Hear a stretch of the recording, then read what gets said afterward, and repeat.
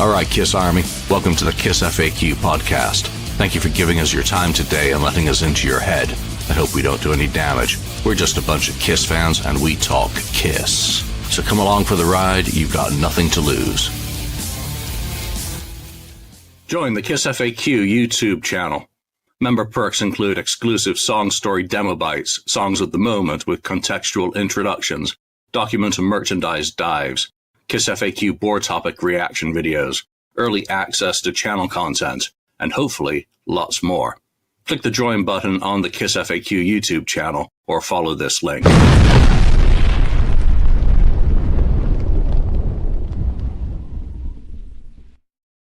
Yeah, I did turn down the boom a little bit. Welcome to the KissFAQ podcast. I'm your host, Julian Gill. We've got a full panel here today, which is going to be awesome for talking about Off the Soundboard. I want to thank these guys for putting on a great show that I was able to kick back and relax and watch while I was in England. So, Ken, great job hosting, and thank you as always.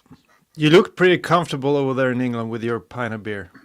I was very comfortable in England with my pint of beer. Met up with a friend who just happens to live where I was, which was in a very obscure town outside of London.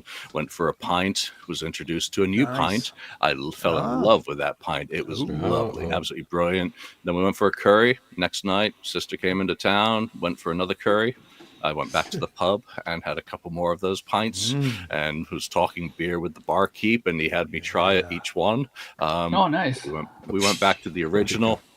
Just sips, Mark, not whole pints, guys. I mean, No. I wasn't implying anything. Easy. I wasn't implying that. I'm just saying that it was nice to let you go through them. Beer. Yeah, usually I wouldn't stay in that. I wouldn't usually stay in that town, but because the pub was across from the hotel and the curry house, it made sense this time to not. That thing is so great about England when you're over there and you can go bar hopping. Go between bars and eat a little bit, drink a little bit, and people are so happy and merry, and so I really miss that. I have to go back someday. Yeah, do that in Liverpool, down Smithdown Road, or even in city center. A lot of great pubs, a lot of great food. But we're not here to talk about England or pub food or beer. We're here to talk about Kiss.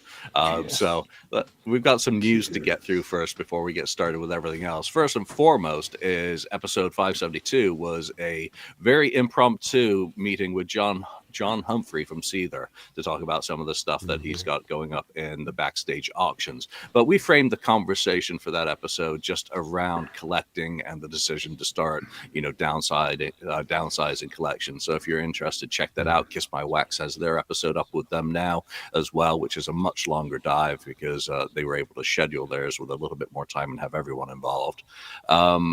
On the member side of this channel, last week went live with Setlist Transitions, which is an investigation into the changing dynamics of the 1976 set list from Kiss Alive into Destroyer. So check that out. I recorded a new episode this morning, which will be Audio Odyssey, the first chapter in a deep dive into 1981 and The Elder.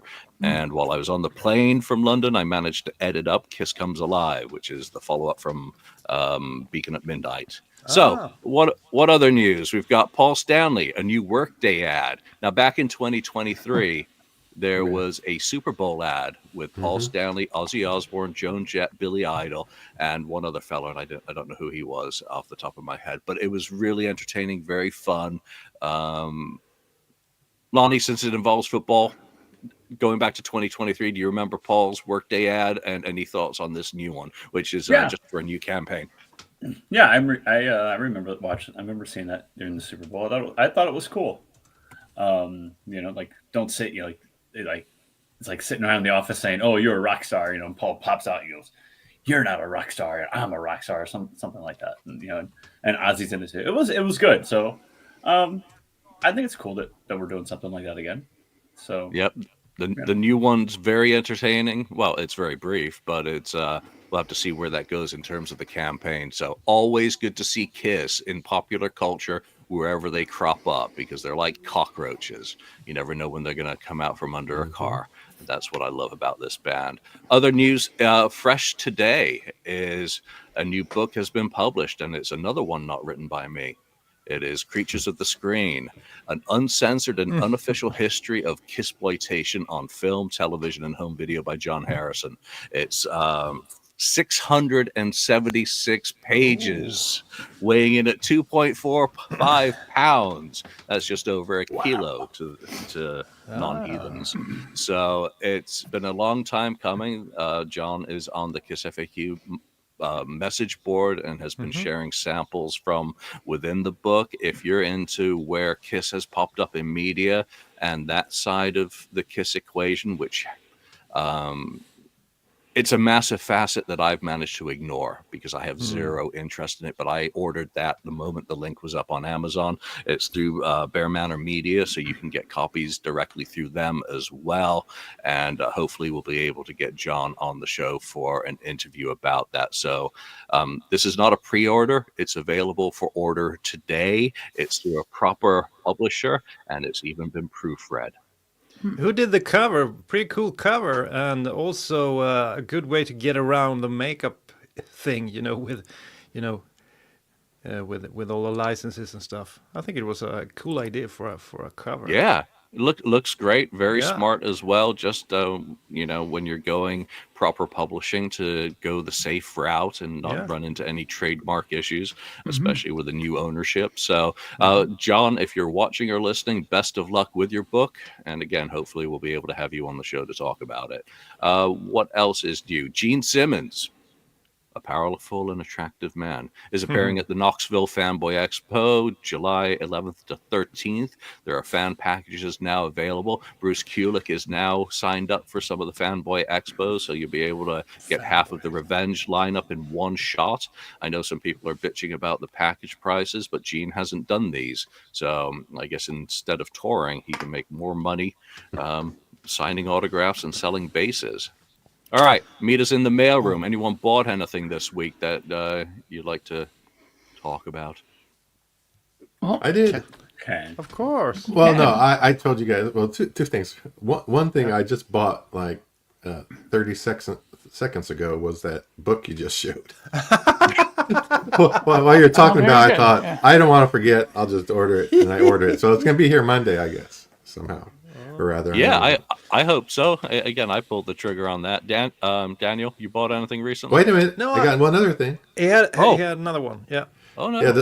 The second one was I bought the digital download of the Off the Soundboard, and I had a $3 savings, and so it cost me like between $7 and $8 to download that.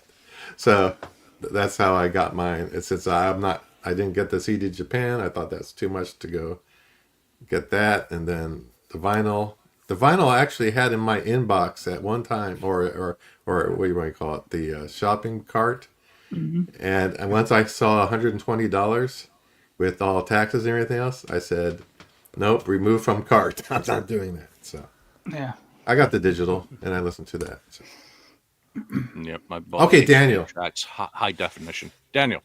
Well, I didn't buy anything, but I have to give a shout out. Last week I gave a shout out to the Kiss fanzine here in Sweden. I have to mention this one. I don't know if you're familiar with this one, but it's sort of a hit. Fantastic. Hit Parade. What's the name of those old magazines? Hit Parader. Hit Parader, Circus magazine. Circus, yeah. That kind of stuff. It still exists over here. And look at that cover. It looks pretty cool. So this is a magazine that I get from time to time, and it's been running for a long time. And Kiss are featured, very often. And that guy Carl Linnaeus, he wrote. I was just going to ask, did Carl write that? Because he does a lot of writing for... He does a lot of writing, and he's a good writer as well. I enjoy his stuff all the time, and he's very, he's very knowledgeable, and he knows a lot of Kiss, and he asks questions that no one else have asked. I have to give a shout out to the Sweden Rock magazine. Oh, that wasn't me. And Carl, great work as always. All right, anyone else with any purchases? I did buy a book this week, but it's King Alfred and the Norwegian transfer of power in Britain. What? Which, very nice. That's what I read for fun. All right, so off the soundboard. Make sure I'm not skipping over anything. So Off the Soundboard is going to be our topic of discussion today before we get into Bruce versus Vinnie. And let's just take a look at the poll on the FAQ. I thought I'd done one on YouTube as well. And this was just pruned this morning. So 58% of people are very positive about the Off the Soundboard. 8% are very negative about the Off the Soundboard San Antonio release. So I think those are very good numbers as far as Kiss fans and releases go. 16% are in the middle. Well, get out of the middle, make a decision. And as many as that also did not purchase or have not listened. So I think that's a pretty good reaction to the Off the Soundboard release.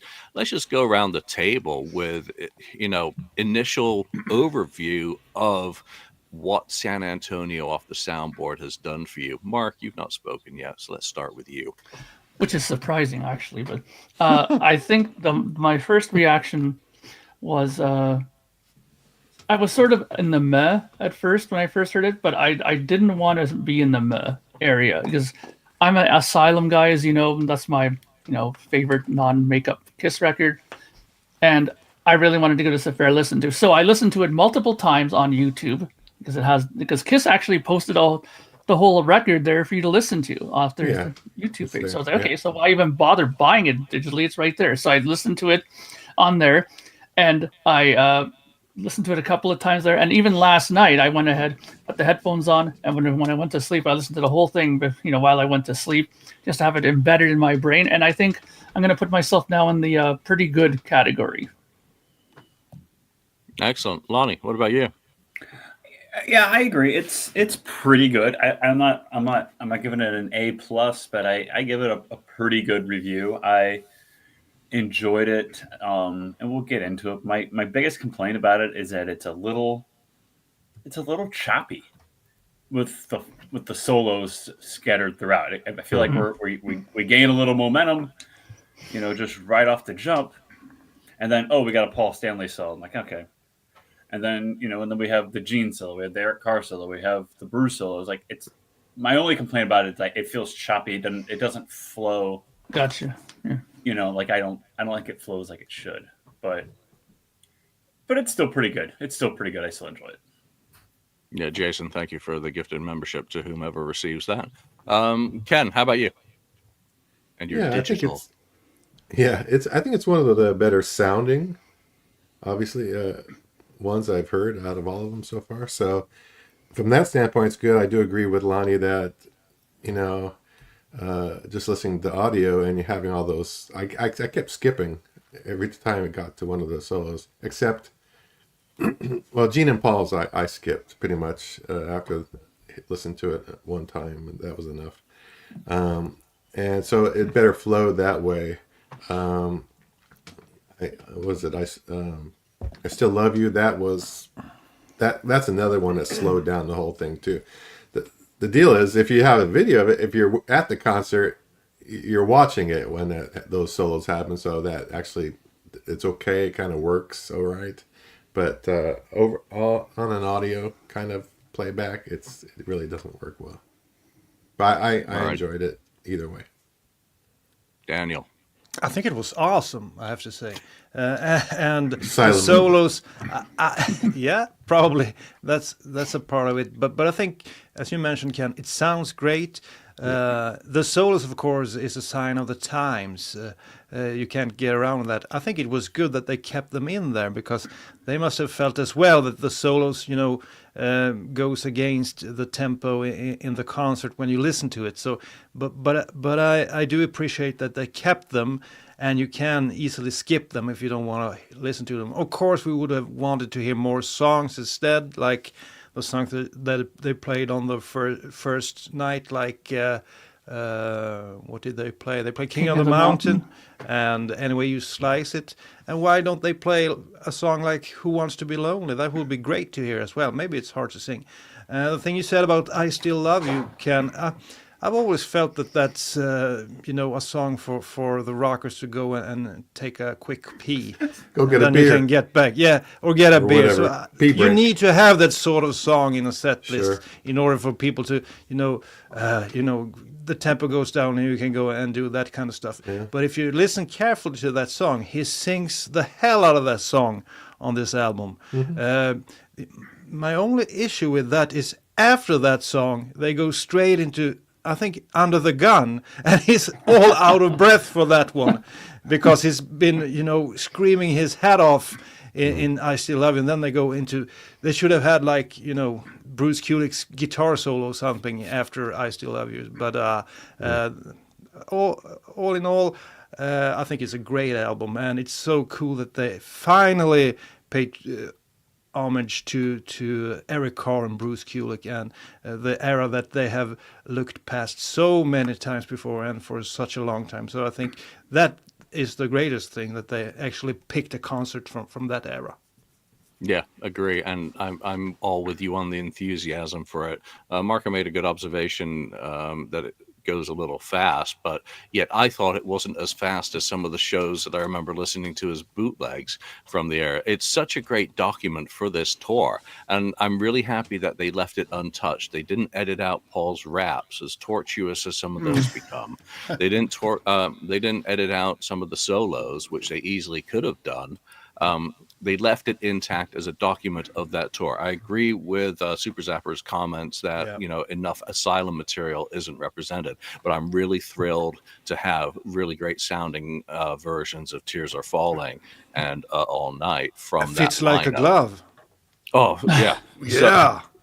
So again, the positives, any nitpicking about mix and all that, you can't adjust the mix after the fact. I don't think they had multi-tracks for this. So what you have is what you get. You can do a little bit with EQ, but for the most part, you're not going to be able to change how it was mixed at the board that night it was performed.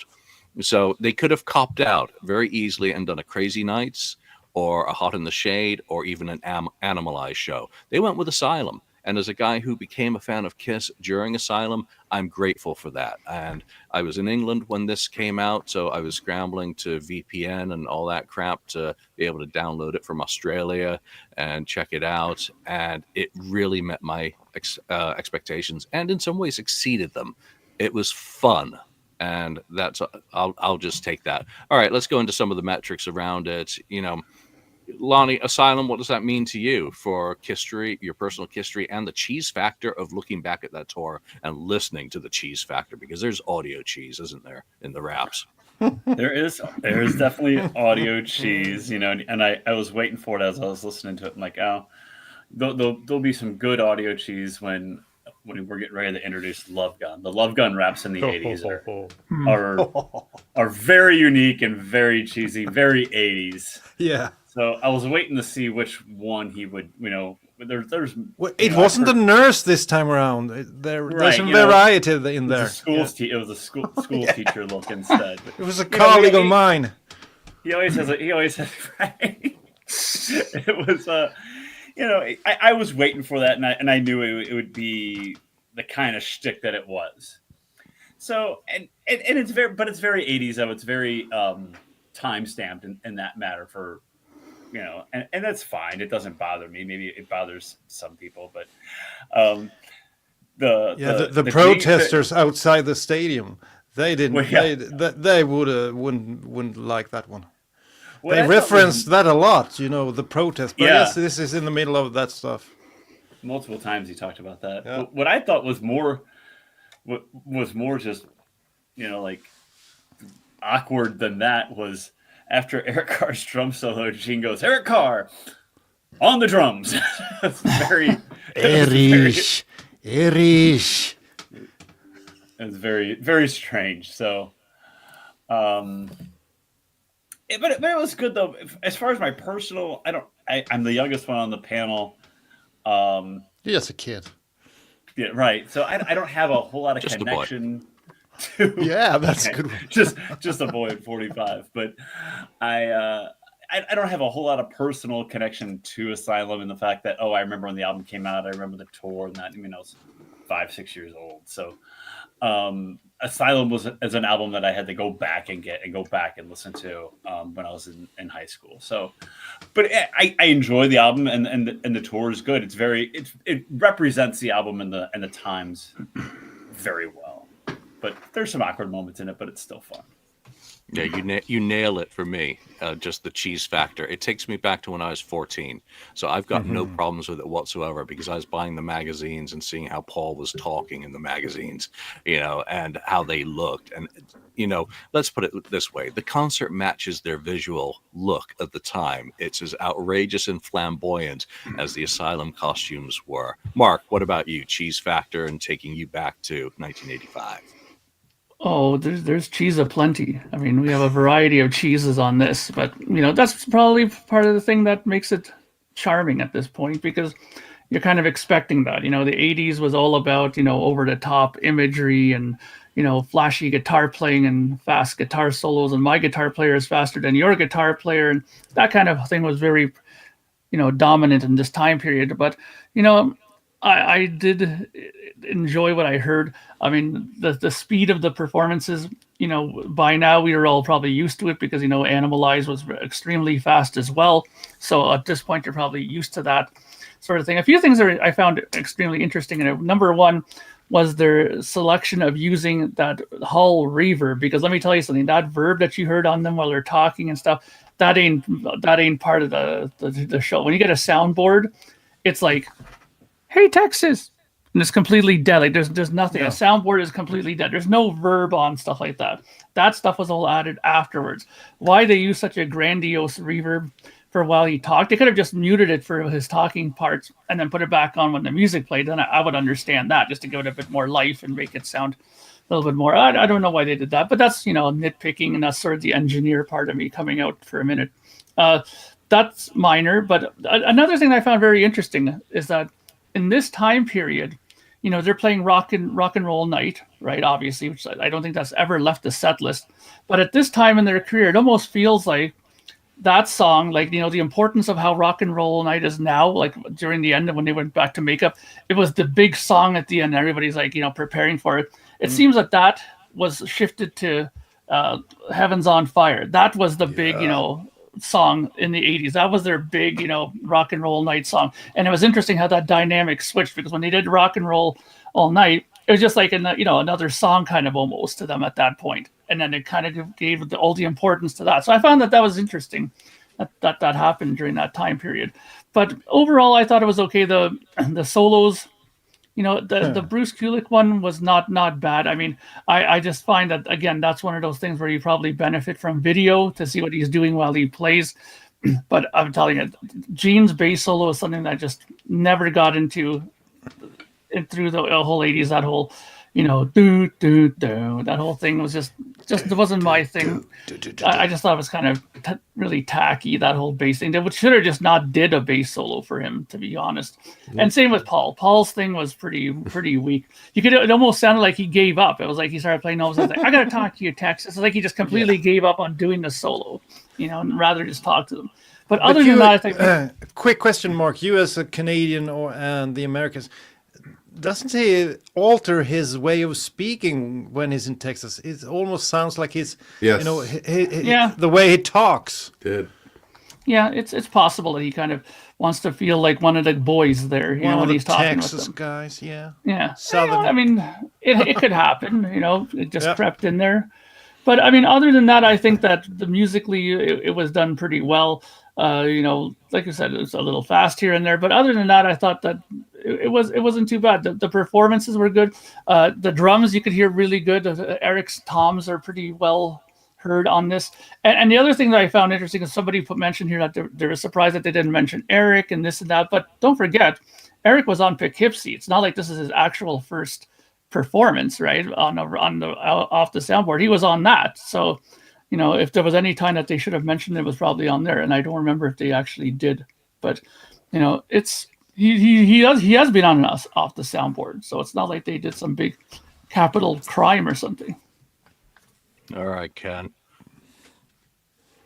Well, the good thing is it kind of takes me back to when I went to go see them. So, and I kind of remember he would do the same rap, Paul, from show to show. I mean, that's what Kiss does. They do the same show every night. They don't deviate from it. Maybe some minor things, but the actual, talking about this or that in between songs is usually the same.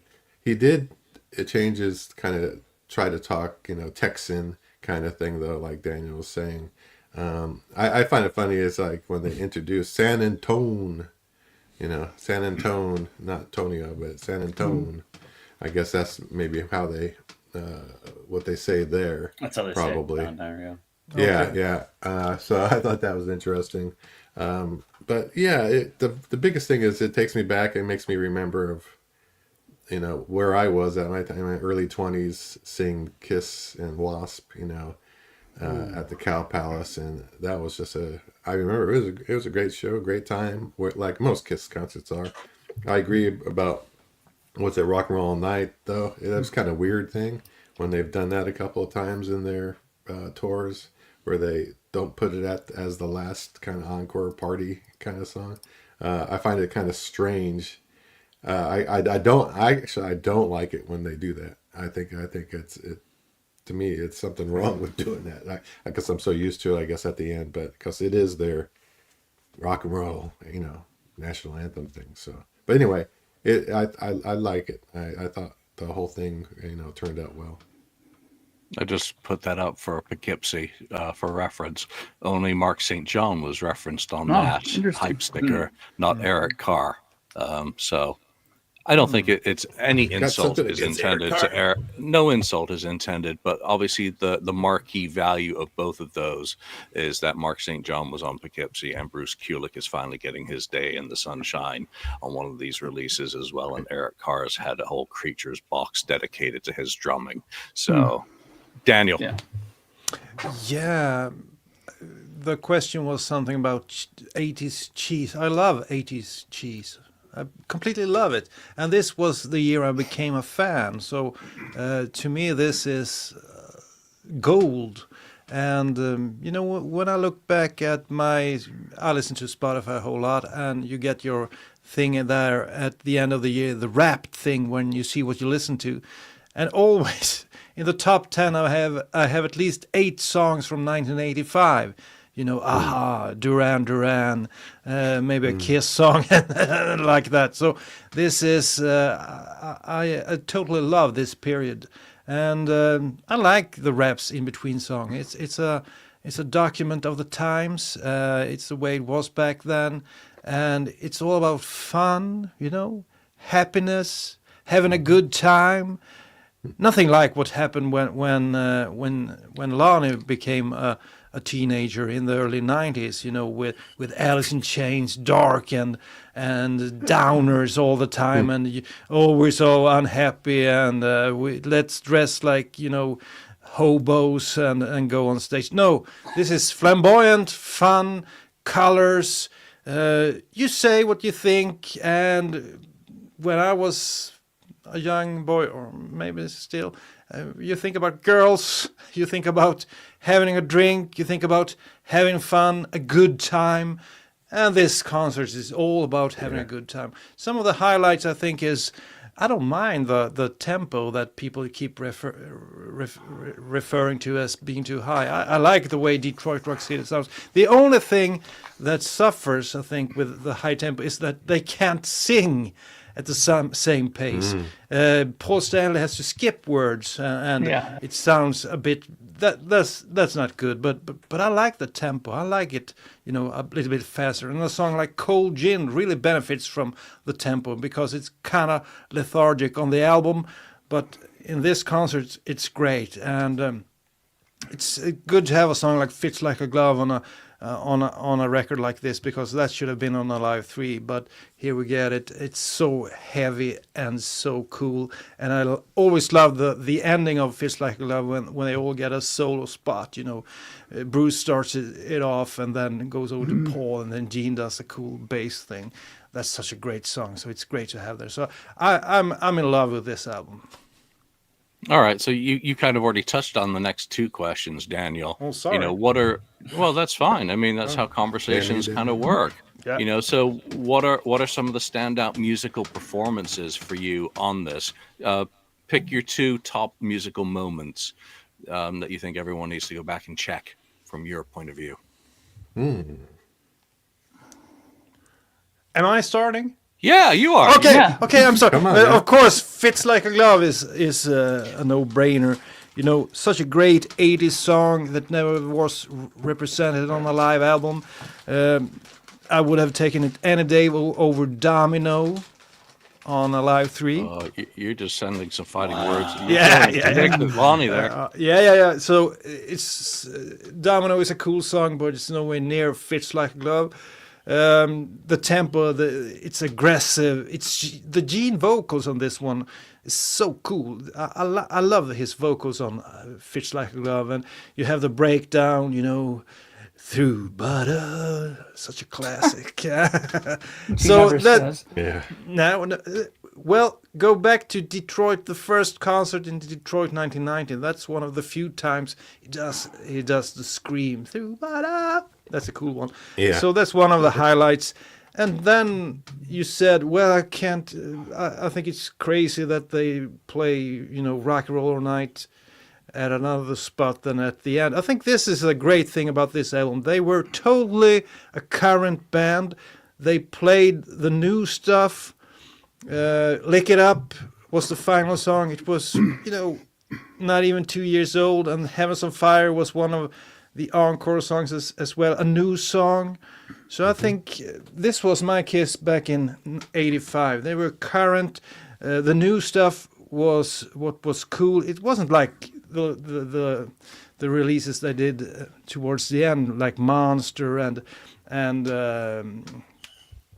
what's the other? Sonic Boom. Sonic Boom. They played the stuff, and it was like crickets when they played it. Here they feel the power of the new stuff. They use it. They play it towards the end of the set. It's so cool. They were so happening at this time. So what a great album. I move Lonnie up next to you to deal with you if you take any more shots with Revenge. All right, Lonnie, what's your outstanding musical moments from this Revenge album? is cool.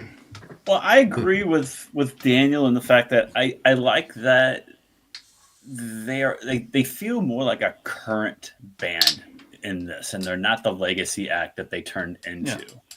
They're playing their new stuff. It's very heavy with the non-makeup stuff. The Lick It Up and Animalize are represented. You know, obviously there's only 2 songs off Asylum, you know, and they do play the classics mix in there too with Detroit Rock City and Love Gun and Rock and Roll All Night. But they're very current, and they're very proud, I think, of who they are at this time, or they're at least really trying to make people buy into who they are at this time, and not just, oh, we'll play 1 or 2 songs off the new album, like Sonic Boom or Monster, and then okay, back to the hits type thing. So, but so that being said, that my musical what really stands out to me is Fits Like a Glove and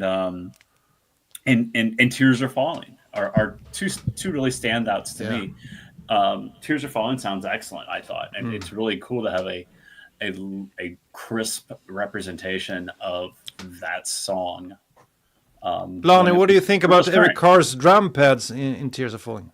They're different. They're very 80s. You know, again, I think it's very it represents the time extremely well, and that's what those drum pads are. I mean, it sounds so 80s. Listen to it. There's no mistaking when this was recorded just by listening to their instruments and how they're playing and how fast they're playing. It really is time stamped well for the 80s. So I agree with Daniel that Fits Like a Glove is great. I mean, that's so. Talk about it. Daniel said he loves 80s cheese. Well, there's not much more 80s cheese than Jane singing Fits Like a Glove. So to me, that's fun though, and I love it. I love it, and but my other one is Tears Are Falling because it's perfect representation of the song. Yeah, and you know what? I'm going next because Lonnie picked my songs as well. I love Tears Are Falling with the Simmons pads, you know, just that little bit of embellishment that it gives. I mean, come on, Alex Van Halen drums were having effect on a lot of bands because, I mean, listen to his sound, you know, in '83 particularly 83, 84, and how that kind of shifted. So Eric Carr was all in for experimenting and taking in those extra sounds, and he took it to a whole different level. But I think what he's doing during Tears Are Falling really makes the sound interesting. And come on, Tears Are Falling is that MTV video that is my trigger point. That is my entry, and that is my reason. That's my reason for living. But also to Daniel's point, Fits Like a Glove is so fun on this. And it's a song that does work at the breakneck speed that they're performing a lot of these songs. And coming in after Detroit Rock City with that, again, even with the cheese factor involved in some of these, I just really dug those two in particular. All right, Ken. Yes. So I do agree also with Fits Like a Glove, for sure. What? Yeah. I mean, I like the song. I mean, ridiculed for it's 10 years for liking Fits Like a Glove. It's one of the better. No, I mean, we just give you a bad time. Just guaranteed Mark is not picking that song now. We just give you a bad time on that one. But I enjoy that. It's probably one of the better performances I had heard of that live. So that turned out pretty darn good. I do agree with the Tears Are Falling also, because I like those, those drum, the pads and syndromes, because they were using the syndromes back even in the late 70s, because I had my Linda Ronstadt album, Simple Dreams, and that was like the first time I ever heard them, and they used them very well on that album, on a couple of songs, on a couple of Take your word for it. It's that's a really good album, Simple Dreams. So look at Linda Ronstadt. So, I was surprised that they kind of used it and brought it. It was that high in the mix actually. But that was very cool. I guess another one close to that Tears Are Falling. I really like Cold Gin. I like how they. Yeah. I think it's a solid performance. Like, okay, Fits Like a Glove. This is the new, Kiss, and then they go back to the beginning and give you, and it was just a great, faster version of Cold Gin, which is good because Cold Gin normally is too darn slow. So it's a lot better that way. So I was happy with that, those few songs for sure. Just a quick one. The main thing with this album is energy. The energy through this album is off the charts. Except for a couple of parts. I still love you. I'm not taking any shots at Linda Ronstadt there. I literally have never heard that album, so I will go and listen to it and see if I recognize what Ken was talking about. They cover. Right, she covers Stone song, so check that out. That's okay. Really good. I'm sold. Couple of Dice, I believe. Awesome. All right, Mark. The floor is yours. What are your two picks for best songs off this album? Well, I mean, this has nothing to do with what was already discussed. I mean, I would never have picked Fits Like a Glove regardless, because it's not like it's a bad song, but it's just that I just never thought of it as like a high point in any Kiss show, in my opinion. But it's not a Rush song. Yeah, well, that it definitely isn't. But the thing is, I think that the energy, as Daniel mentioned, is the high point of the show. Definitely, they are in full, high octane levels. And I think that the songs that really stood out, one of them definitely benefited from the high energy. And the other one, I'm surprised that the high energy didn't screw it up, is the fact I love Tears Are Falling. That's one of my picks for sure.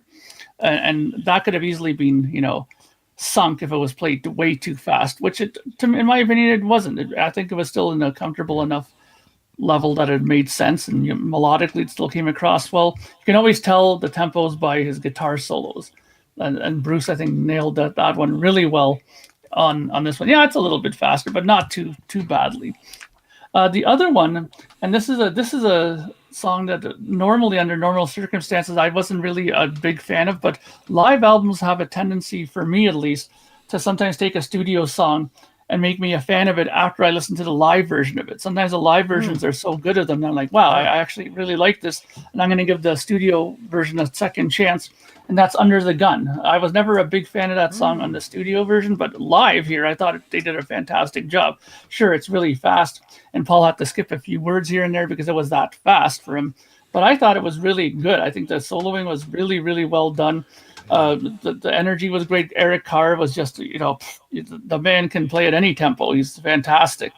So I thought that he did a really great job with these two songs particularly. And I think that connection, how they had it on here, where they had Under the Gun into Bruce's solo and then into Tears Are Falling, I thought that was a good trio there. I thought that's where I was kind of like finding that I was really enjoying it when I was at this part of the show. But real fast, Mark, what do you say about Bruce Kulick's soloing on this album? Isn't it close to perfect? Yeah, I think he did a brilliant job. Yeah, and I think it's why that was a good idea that they picked this. I mean, I think he's always been one of the more solid members of the band that way, where you can always rely on the fact that his solos would be good live. You didn't have to worry about him botching something. He was always very good live. So I think that the solos on this album, fantastic. Even, the classic songs, I think he did a fantastic job of it. And just to address one thing really quickly, I know that Ken was saying that he didn't like how they put Rock and Roll Night more in the middle and didn't view it as an important song. But that's the whole point, I think. At this point, they didn't want to be looked at as like the legacy band. They wanted to be taken seriously as a current band. And if they gave all that focus on Rock and Roll Night, they would be making it like they were more of a classic band and not a current band. Just a real quick thing about Feels Like a Love. You can actually hear Bruce Kulick's backing vocals on that one. They are not as good as his soloing. Yeah, of course. But he's never been a singer to be. He's there and he's adding to the sound or trying to. So Bruce hit the ground from day one. He was dialed in. That's why he got the gig, because he was reliable. He did it right every show. You know? Exactly. So, all right, I'm gonna roll. I want to get into the Bruce versus Mark part of this. So I'm gonna roll these last two questions for the Off the Soundboard just into one shot to go around, and this is going to be your stage banter, best and worst, if applicable. And the same applies to the solos, best solo and the solo that should have been edited out. Lonnie, let's start with you. The best solo, I think, is I'm going to go with that. It's Bruce's. I really enjoy Bruce's solo. I mean, Eric Carr's drum solo is really good too. Don't get me wrong, but I think Bruce is just really on fire and throughout this entire show. So I'm going with Bruce's guitar solo. It was fun. Just a little bit more fun than the drum solo. I like Eric Carr's drumming, but drum solos just aren't the greatest thing for me anyway. But which solo could be edited out? I'm gonna go with the Gene. It's just a bunch of kind of just nonsense almost. It seems like it's like, what am I mean, again, if you're watching it might be different, but just listening to the Gene solo is like, what am I even listening to? This is like skip to the next song almost immediately. The best stage banter, I know it's as cheesy as it gets, but I'm going to go with the Paul Love Gun thing. I mean, I'm going to go with it. It's fun and it's very 80s, and it's total Paul Stanley and Kiss and just glam rock in the 80s. It represents the time perfectly. Worst stage banter, I'm going to go with Gene's going Eric Carr on the drums. He forgot what instrument he played. I had to pause and think about it for half a second. So those are my picks. All right, Mark, back to you. Best or worst stage rap, or best or worst solo? So the best guitar solo, I have to agree with Lonnie, is Bruce's. I think that he did a great job with that. The worst one, I mean, while I didn't like Gene's, I still have to say that Paul's one was just absolutely pointless. You have Bruce Kulick in the band now. Why would you possibly have to still do a solo from Paul? I understand the tour before because he wasn't a full member yet, so Paul kind of took that spot. But now he's a full member. Why in God's name would you still have to do Paul with a solo part? Get that out of there. Okay, best stage rap. I have to agree with Lonnie. I think a Love Gun, as much as it's cheesy and absolutely over the top in some aspects, I think that's what that era was all about. I mean, it wasn't just Paul doing these kind of raps. Lots of other bands are doing these kind of style of introducing songs like that. So I don't think that he's doing something that was totally groundbreaking, but it was totally something that we weren't used to, I guess, as old school Kiss fans because he never really introduced songs like that before. And the worst one, I think, still the one that bothers me, and luckily was saved till the end, was the Lick It Up one. That whole, no, don't lick it down, lick it up. I was like, oh God. And then you made the audience. Terrible. You made the audience do it as well. I mean, that's the thing that was really cheesy. Like, why? It's bad enough that you're saying it. Why are you making them do it as well? I mean, but I think that's the worst one. All right, Ken, what's your take on both of those? Best solo or worst solo? Best rap, worst rap? Best solo. I'll go with Bruce for the best solo on there. That was really good, of course. Worst solo. I guess you could say Gene. It might as well. Wow, Gene and Paul. Worse than anything. They're What both. the hell? I mean, really, it's like I want to say a tie between Gene and Paul, but There you go. Daniel's gonna lose it. you know how that is. It's a tie. So, but anyway, yeah, that was. It's kind of a waste of time on both of those, actually. What's the other thing? What's the other question? Stage rap. The stage raps. Yeah. The you know what? I don't like. I think it was ridiculous. The all night to try to. This was the worst time to try to get the worst song to try to get the audience involved. Yeah. With the thing. It just didn't. Yeah. It just didn't work. It's just No. No, it didn't work when I was there at concert, from what I remember. And people, half the people, you couldn't hear them or whatever, I guess. But it wasn't the right song to pick for something like that to get involved. War Machine is a better one too, or not War Machine, but like I Love It Loud, that sort of thing. But Yeah. The other one was the best rap, that was the worst rap. The best rap, I don't know. There's not really. I guess the Love Gun one. I mean, because it was cheese at the time. It was at the time it seemed cool when you're young and all that stuff. Nowadays, I think it's kind of ridiculous, but back then it worked at the time. Yeah, Paul's solos, Wade, have always been somewhat limited to a certain extent. But Paul soloing, his little solo sections in concert, did eventually lead to a song. It's his 1980 solo bit that gives birth to Keep Me Coming. Now go back and listen to some of those shows. Mark, you had something to add? I was just going to ask you something really quickly. I mean, I don't know if you must. I know you must own several different, live shows from the time. But one thing I found really odd. It's not a major thing, but the introduction to the show, it sounded like it got cut off. They're like, loudest band in the land.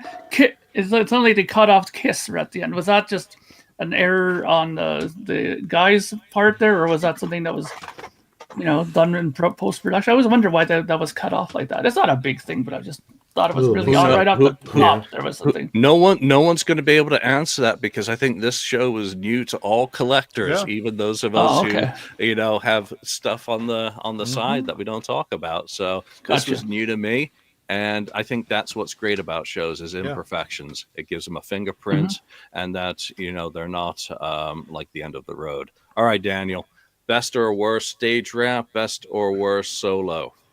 Well, I have to piggyback off of Ken, actually, because I think it's a tie as well. You don't need Gene and Paul solos. So Ken was absolutely right. Erase those and add King of the Mountain instead. I think at least Paul is great with the audience. And that leads me to the worst stage rap. That is when Gene Simmons tried to be the main man on stage.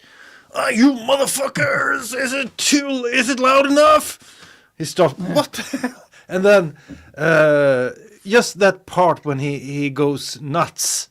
It's so awful. Yeah. It kind of reminds me of that time back in 74, 75 when he went up to the microphone and said, "Oh, how many people are out there? 100?" And then he didn't say anything more. Cleveland. Yeah, Cleveland. He hadn't learned anything in a decade. So he was the worst, as the the ringleader on stage. He didn't work at all.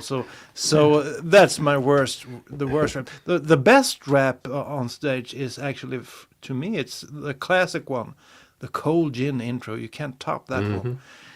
Southern Comfort and what's the other, vodka Tequila, or whatever, tequila.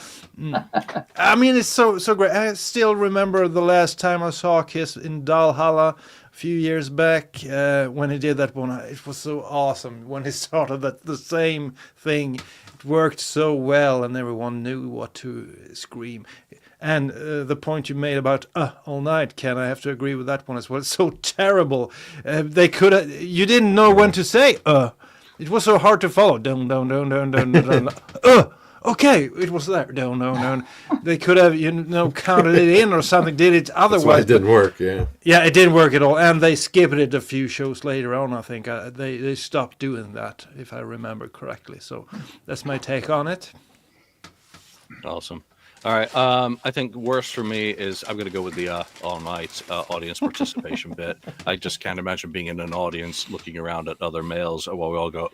What are we gonna say? I mean, it's a little. It's But so far Julian, past real it. quick, the sound is also. It's hard to make a loud sound. The not the sound right is totally word. wrong. I mean, it's like a Taco Bell song. That the only time you're going to do that is when you're sitting after a Taco Bell. Okay. I don't think there is a best rap, but I wouldn't get rid of any of these raps because they just all make the show and they really sum up the time, and it's got to encapsulate it. Best solo, by far, Eric Carr, hearing the Sin drums, and he's got issues with the synths. Pardon me, the Simmons pads.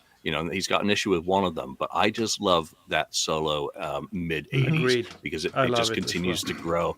I don't have any problem with Gene's because Eric wrote it. That's basically Eric's riff that Gene then took. I think Paul's in this era is, he could easily have not done one. And saved it for, as Wade pointed out, Black Diamond. Another song. To just keep it in the Zeppelin vein, Diamond. going into Black Diamond. So that's perfectly fine. So that brings us to the end of Off the Soundboard. You guys ready to listen to some music?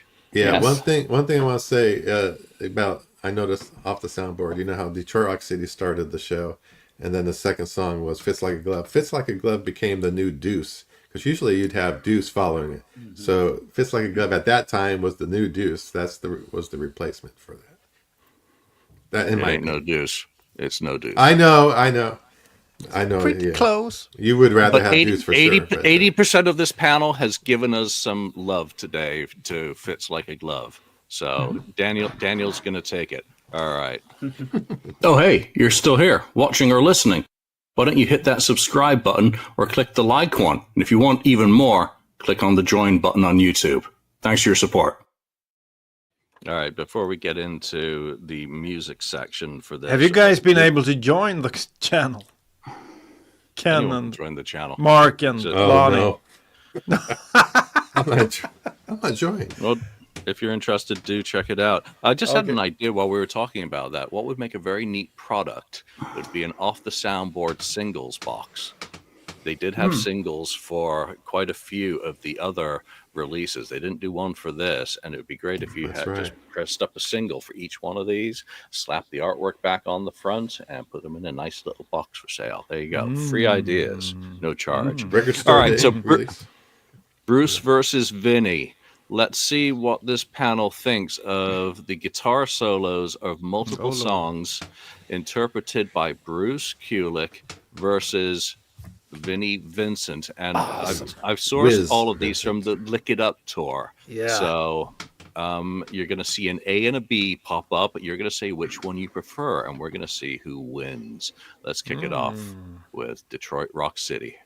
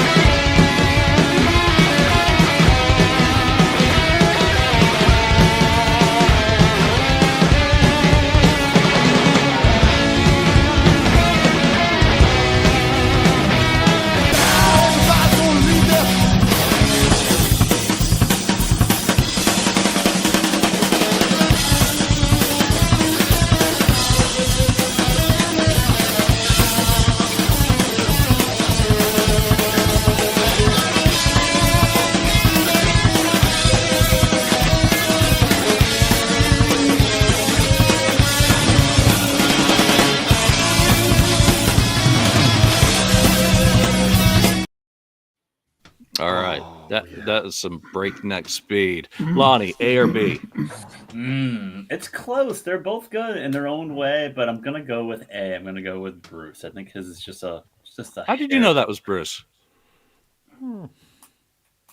He's a Kiss fan. Because I had the letter beside him, and I guess he assumed that may not necessarily be applicable, Mark. But I'm still going to go with A, though. I'm still going with A. I thought A was just a hair better. That's Daniel.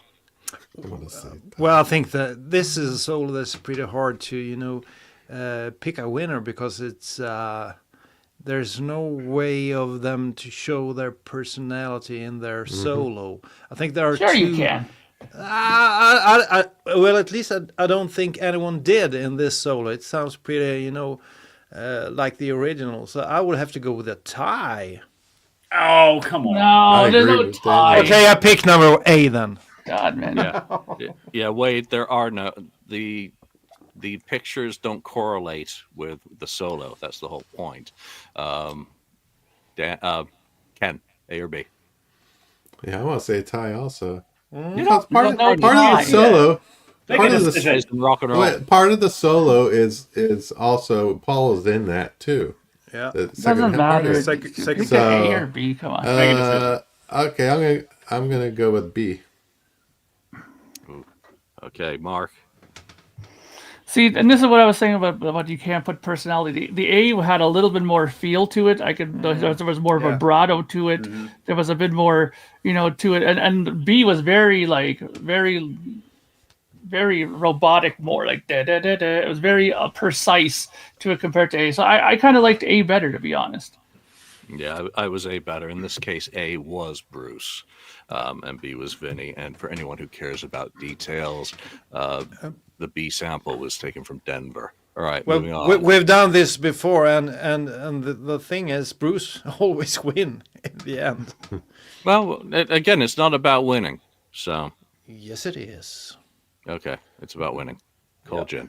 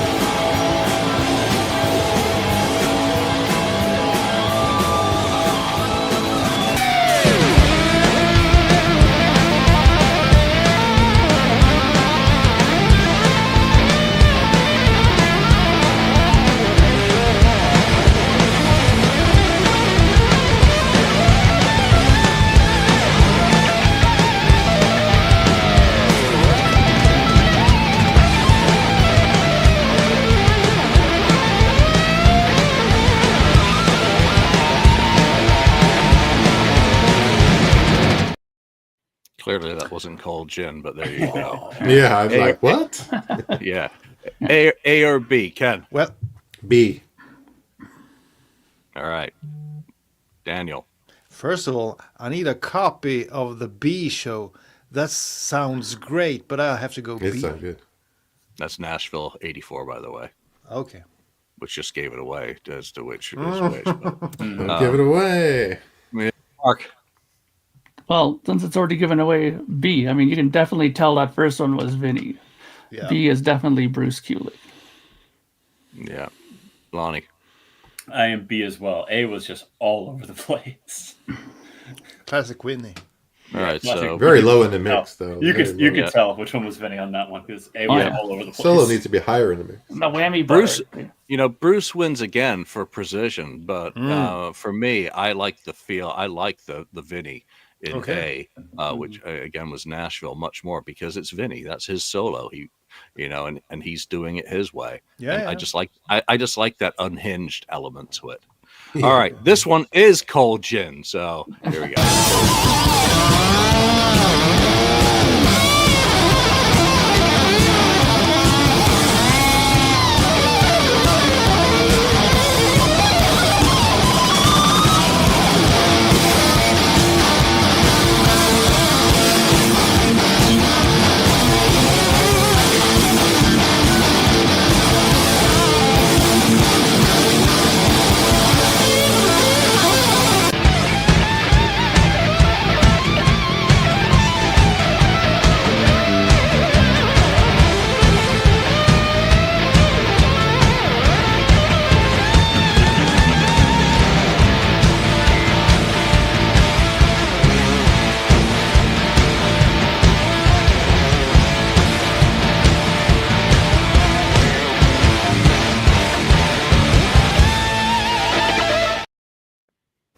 All right. So great. Oh, yeah. Yeah. Wow. I'm getting a feeling that one's a bit obvious as well. So Daniel, A or B?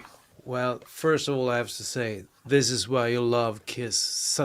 You feel the magic in the solos. But I have to go with B. I think that was a great solo. All right, Lonnie. I'm going A. It's all over the place and crazy. It's a little more fun because it is so out there. So I'm going A. Lonnie, who do you think that guitarist is? I think it's pretty obvious which one's which on that one. Yeah. Ken. I'm going with B. Oh, 2-1. Mark. I'm going with B. Oh, you guys are no fun. Oh. Yeah. You and let's that's- go in A. No, I'm not. I'm going with B. You know, that A was everything that was wrong with how Vinny sometimes interprets. Not his according to classic Lonnie. catalog. I Well, liked it. It was crazy. It's still fun, but you know, Yeah. I watch NASCAR car crashes as well. So that was a NASCAR car Have you done that? crash. Are you going to NASCAR is use such a War terrible Machine? Are you sport. doing War Machine? Yeah, we'll get there. Okay. Patience. That's a great solo. Patience. Yeah, we Just we'll a little get there. patience. All right, so that recording from Vinny was from Toronto, for anyone who cares or is keeping track of Yeah, that we shit. care. All right, so next is a Bruce versus the studio for All Night. So let's see whether Bruce's live interpretation beats his the studio interpretation on All Night.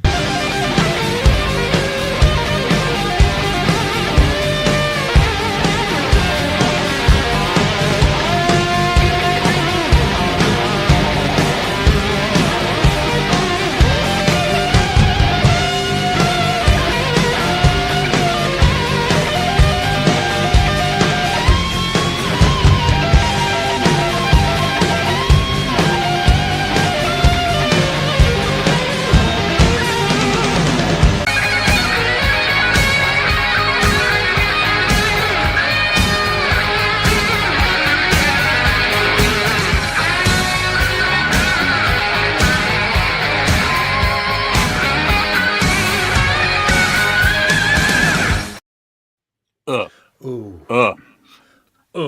A or B, Mark? Let's start with you. You know, the thing is, it's kind of like an apple and orange, in my opinion, a little bit, because the studio have so much more opportunity to fix things and to make it sound perfect. And the solo, you just have one shot at it, and you know what comes out comes out. I liked A. I thought the live solo was really well done. It had a little bit of extra feel to it. Wasn't so sterile overall in the sound of it either, right? I mean, I love Bruce live. I think he's a fantastic soloist. A. Yeah, no, I'm with you. A all the way. It just doing that live is, it's not a difficult solo, but it's so beautifully phrased and executed, and he really invests himself in that. So, Ken. It's close, but I'm going to go with A. I know A is It's a tie? faster tempo, too. So, yeah, A. A. All right, Lonnie. A as well. It's a really good live. It sounds great. Most people on the board say, or in the chat, say B. Right? Funny. Those guys are right, because B is the superior solo. Oh, I think, dang. but I think it has to do with me listening to that album thousands of times. That's my that's my solo. I love that solo, and I think some of the effects on the studio version, of course, get lost on the live version. Even though I like them both, but I have to give a shout out to the studio version. It's great. Yeah, I still see this song when it plays. I see the video in my head whenever I hear this song. So, all right, here is War Machine. I love it.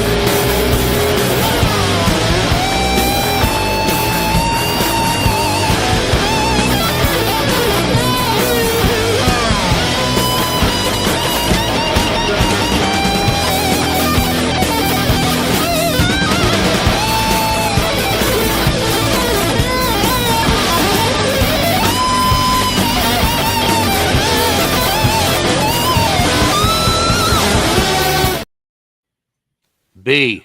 Fy The fan sounds vad bra. of death and war and suffering. That is a War Machine solo. That is how it should be. Lonnie. B as well. B is great. I loved it. Yes. I get the feeling Daniel doesn't agree. Daniel? Fy fan vad bra. I said it in Swedish. That means God damn, that's good. And that's B. Such a great solo. Oh, you like that as well? Vinnie Vincent all the way. Yeah, damn right. Ken?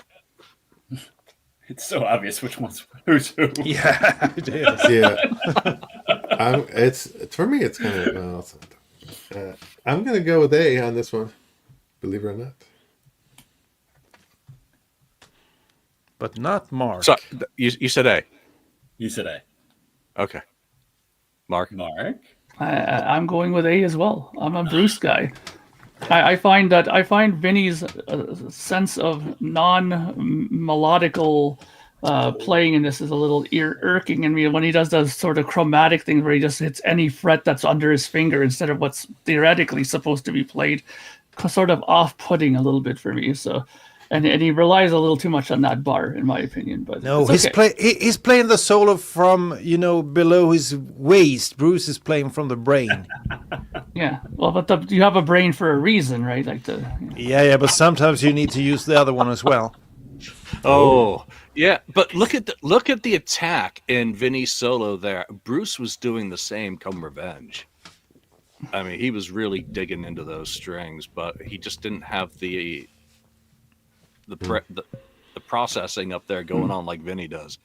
Great solos, both of them. Yeah, Fantastic. both are great. Yeah. Yeah. All right, next we're moving on to I Still Love You.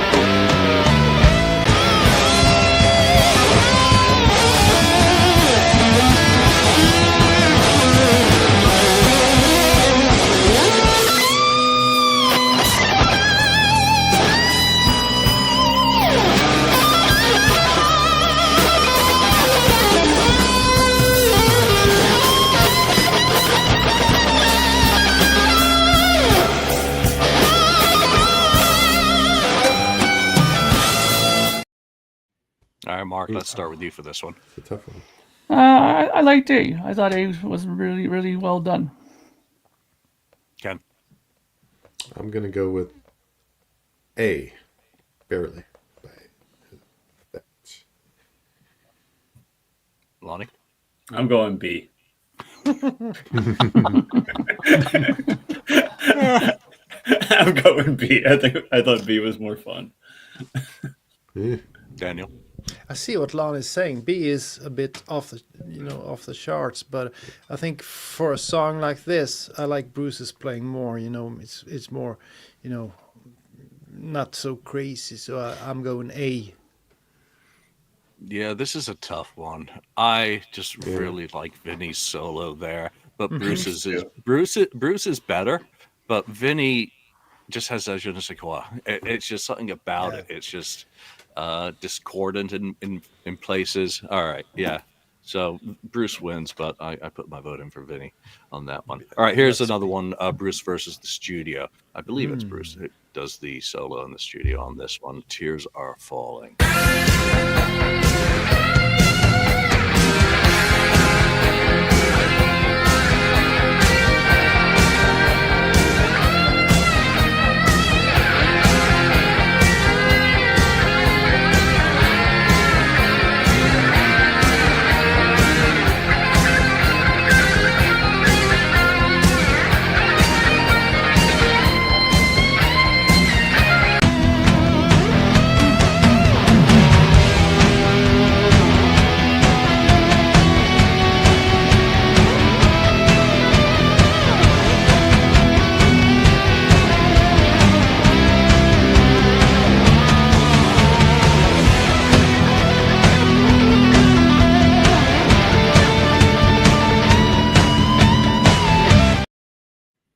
Wow. What a great solo that is. It's just so tasty, perfectly phrased. It's not excessive. I got to start with Mark again for this as the guitarist here. Well, I honestly, I mean, I've always loved the album, as you know. So the one thing that's always missing to me when I hear it live is that harmonized second guitar that's in there. That's on the studio version, right? But I mean, don't get me wrong. I mean, the live versions are absolutely brilliant of it. I always would have loved to have heard what it would have been like if Paul did the accompanying second line in there, the harmonized part in the lead. But it would be missing too much, not having that other rhythm guitar underneath there if Paul did that. But I'm going to go with the studio. I've grown up with that version of it. And much like Daniel, I've listened to this album thousands of times through my life, so I'm so used to it that way. Yeah, Daniel? Yeah, I think I have to agree with Mark. The live version is awesome, of course, but you can never touch the studio version. When I listen through the headphones like this, it almost makes me cry because it's so great. It's probably one of my top 5 solos of all time, and I completely love it and the way it sounds on the album. So I have to go with the studio version. Nice. Ken, how about you? Yeah, I agree with a studio version. Yeah, you're so used to hearing it that way. It's going to be exact what you remember. So, yeah, though the B was a great, performance live. Yeah, this is one that could be another tie, isn't it? Really, to be perfectly Yeah, it could fair. But we can't say that, so.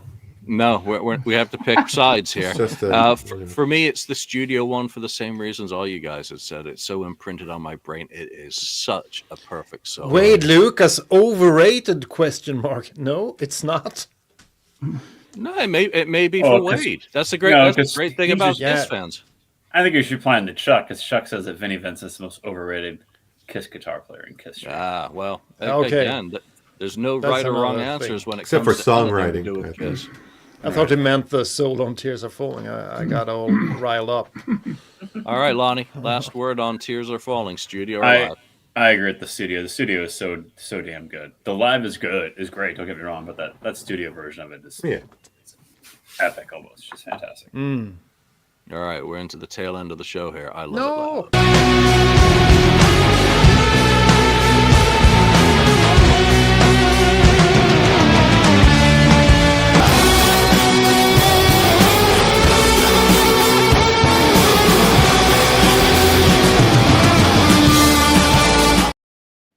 There's not a lot in the solo, and I love it loud, as I well know from being able to play that damn thing. I'm B. I just like the little edge of whammy, adding a little bit of seasoning to it rather than just the vibrato. It just adds in an element. Ken? Yeah, I'll go with B also. No comments Daniel. otherwise.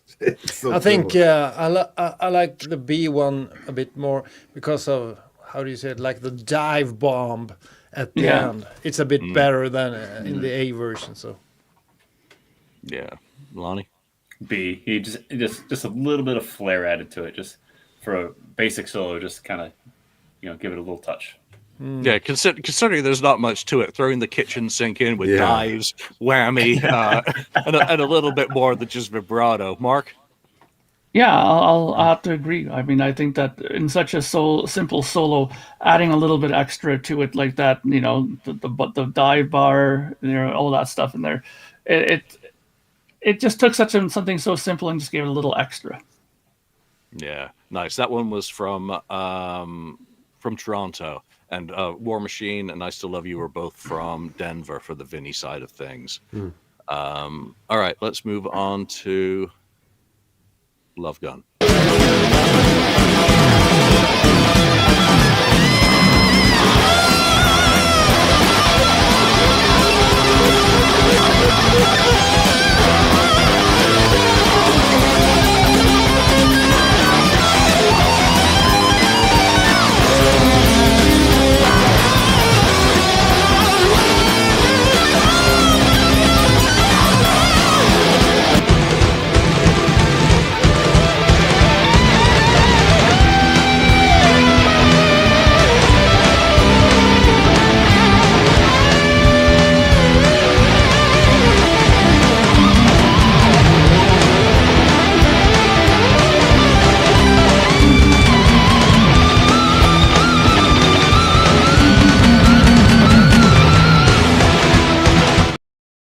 What the hell is Eric Carr doing? Hear those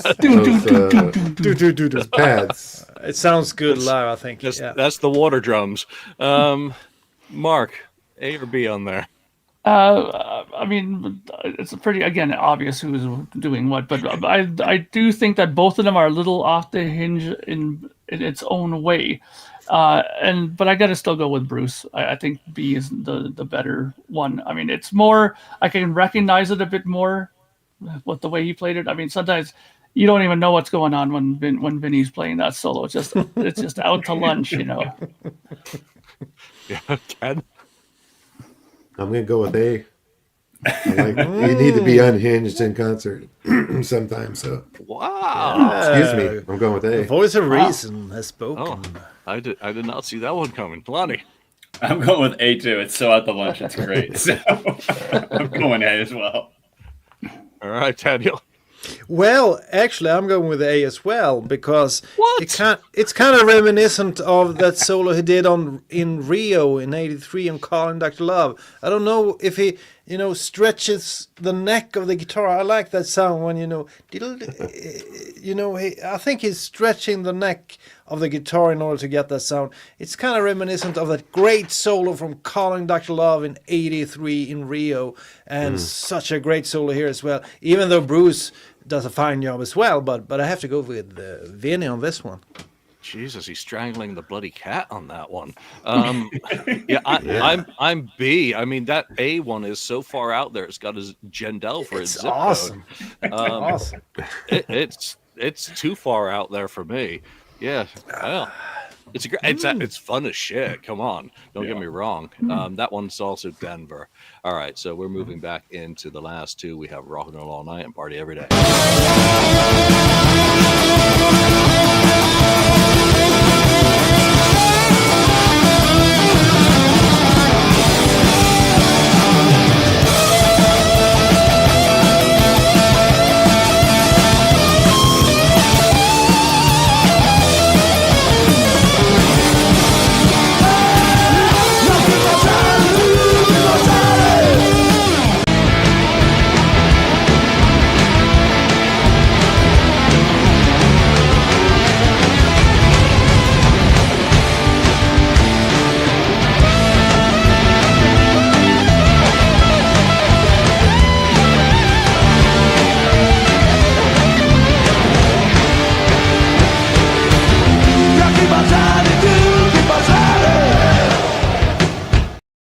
Yeah, I do apologize. Some of these got a little loud, but there we are. We don't mind loud. If it's too loud, you're too old, mother truckers. All right, so Daniel, your lips already flapping. A or B? Yeah, sorry about that, but I have to go with the A.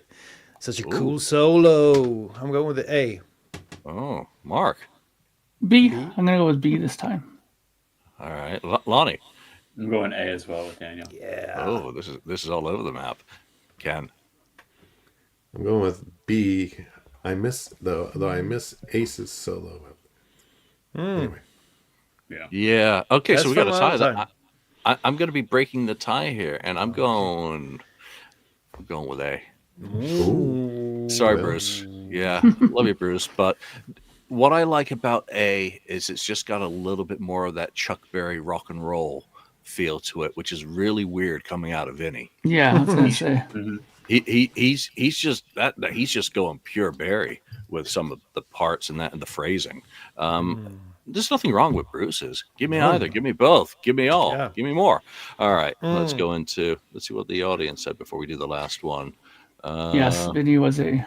Yeah, A was Vinny. A lot of A's. Yeah. Yeah. A was Vinny, and that was from Toronto, 84 as well. Pretty funny. A, B chose A and B.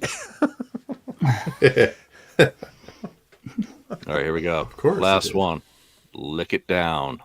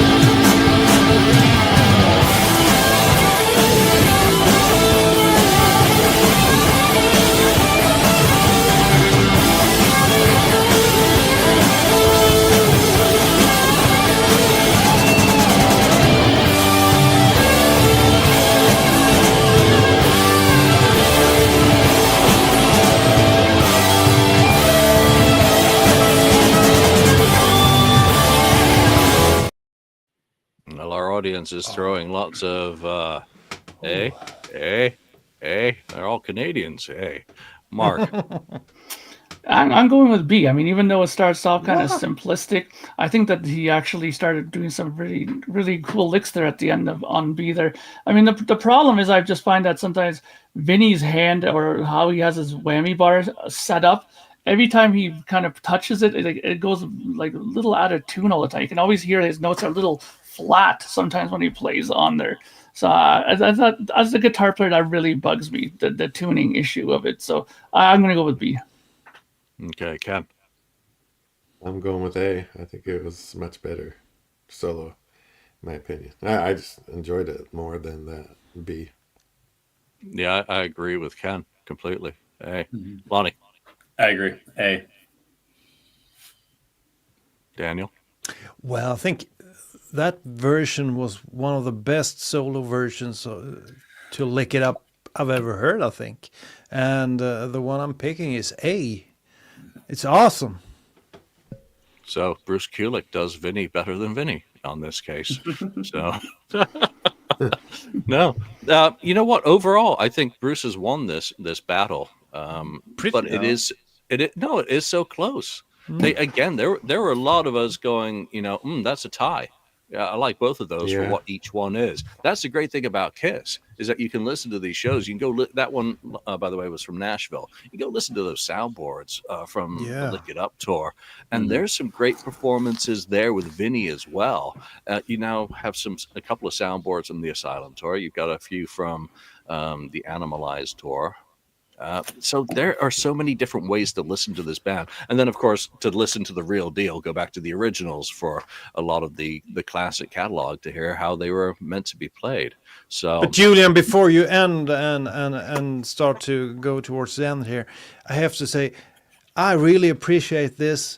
You providing us with these sound bites. It was awesome. It's so fun to hear these solos and comparing them. So this is something we need to do all over again pretty soon. It was awesome. It was fun. It was fun to put these together. We did this with Mark St. John and the Poughkeepsie one. We're going to have to do it again in the future as well, because we have not put Tommy under the microscope for some of his solos, and he's done just about everything in the catalog any of these other guys have done. So it'll be great to do an expanded one on that. Obviously, combining this around the conversation of Off the Soundboard is just a perfect opportunity. I want to thank everyone who's joined us today and voted, and gotten to listen to some music. The copyright dings will be dinging away on this episode, but I don't care anymore because we've demonetized these videos, so it doesn't matter a damn. All the publishing goes where it's supposed to. It's been a super fun episode. Who knows what we're going to talk about next week, but one thing I do guarantee is that we will be back next week. But that is it for now. Go listen to Off the Soundboard. If you're ordering it, order it. If you don't want it, go get the digital. $11 on Amazon in the US. You really can't go wrong with that price point for an album, especially if you have a coupon. So that's it for now. Thanks for all the comments and participation. And from Lonnie, from Daniel, Ken, Mark, and myself, thanks for joining us, and we'll see you next time. Thank you for spending time listening to the KissFAQ podcast today. All sales are final. There are no refunds. If you'd like, look us up on Facebook or come over to the message board and discuss the topics we've broadcast today. Don't forget to hit subscribe wherever you've listened to this show, and a like would very much be appreciated. We hope you'll join us again, but until then, remember, life's a radio. Turn it up to 10.